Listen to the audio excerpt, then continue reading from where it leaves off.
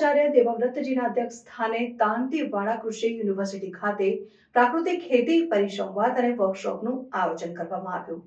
રાજ્યપાલ શ્રી આચાર્ય દેવવ્રતજીએ જણાવ્યું હતું કે વડાપ્રધાન નરેન્દ્રભાઈ મોદીની પ્રેરણાથી સમગ્ર દેશમાં 1 એપ્રિલથી રાષ્ટ્રીય પ્રાકૃતિક ખેતી મિશન શરૂ થઈ રહ્યું છે, જેના પરિણામે પ્રાકૃતિક ખેતીનો વ્યાપ વધશે।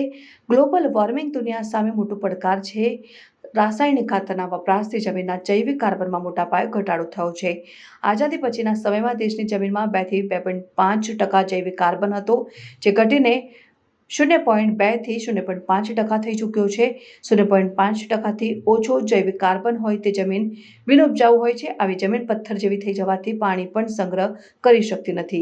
જો આવી જ સ્થિતિ રહેશે તો આવનારા સમયમાં પીવાનું પાણીની પણ સમસ્યા સર્જાશે। આ તમામ સમસ્યાઓનું સમાધાન પ્રાકૃતિક ખેતીમાં છે। પ્રાકૃતિક ખેતીથી ધરતીમાં રહેલો ઓર્ગેનિક કાર્બન વધે છે અને જમીન પોચી બને છે।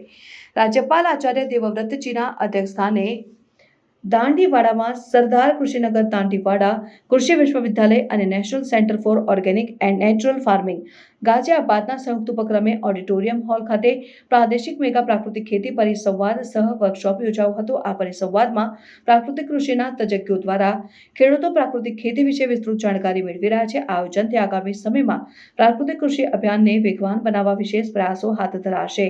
રાજ્યપાલ આચાર્ય દેવવ્રતજીએ ગુજરાતની 5 કૃષિ યુનિવર્સિટી દ્વારા થયેલ શોધ સંશોધન બદલ બિરદાવી અભિનંદન પાઠવ્યા હતા અને અલગ અલગ રાજ્યોમાંથી આવેલ પ્રાકૃતિક ખેતી કરતા 9 ખેડૂતોને સન્માનિત કરવામાં આવ્યા હતા। પ્રાકૃતિક ખેતી આધારિત અને ખેડૂતોની સાફલ્ય ગાથા વર્ણવતી પુસ્તિકાનું રાજ્યપાલના હસ્તે વિમોચન કરાયું હતું। આ પ્રસંગે નાબાર્ડ સંચાલિત ઇન્ક્યુબેશન સ્ટાર્ટઅપના સર્ટિફિકેટ કોર્સનું પણ લોન્ચિંગ કરાયું હતું।